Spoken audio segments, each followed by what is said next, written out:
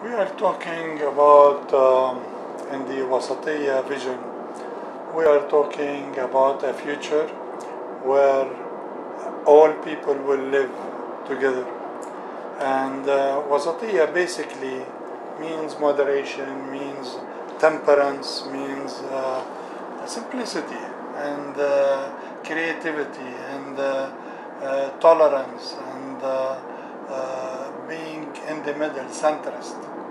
And as a result, if you look at our world today, we would tend to find that those who are extremists are a minority, yet they make a big noise.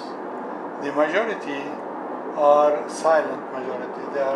But there comes a time, my theory is that there comes a time when things blow up. So basically, we want to avoid that. We would like to build an environment where people we will bring the best out of people rather than the worst out of people. And as a result, we don't want to see explosions, volcanoes. I have a theory about this. It is the tap water and the glass.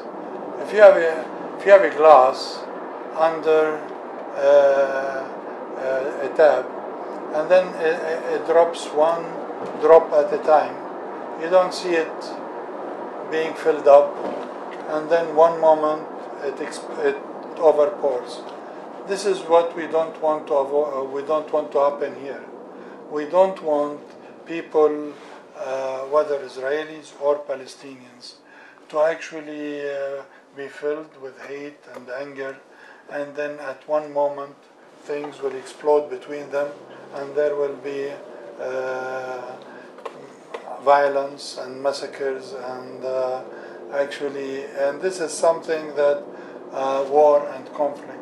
This is something that we are working to avoid. That's why we would like to reform the society from within and try to promote within that society a moderate culture. And we hope that through dialogue between both the Jewish community, the Muslim community, and the Christian community, that this dialogue will bring about the best in the people and make them more and more able to reach peace. Because peace has so far been very elusive, because we don't know much about each other. At the same time, we hate each other because of that.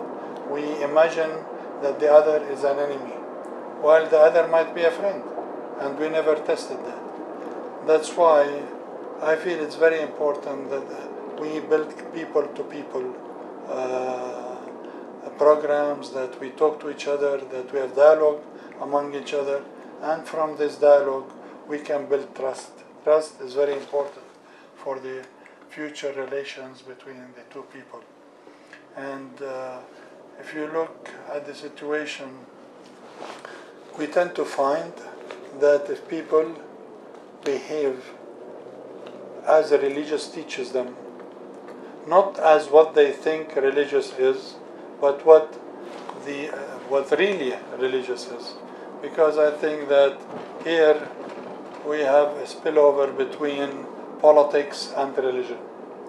And so we find that people exploit politics in order to reach their goals of personal goals.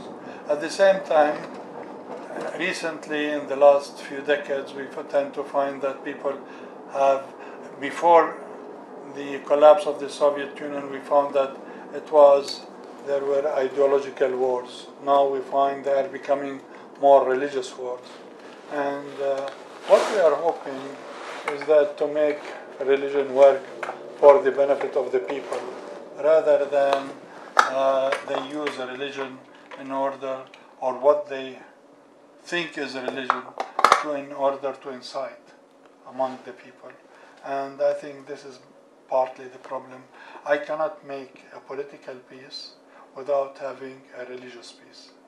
and I cannot invite someone to my house if my sons think that God is against them, or that they don't believe in God, or that they are infidels, or that they are non-believers. I have to clarify this in the mind of my child, that the other is not the enemy, but rather he's a friend.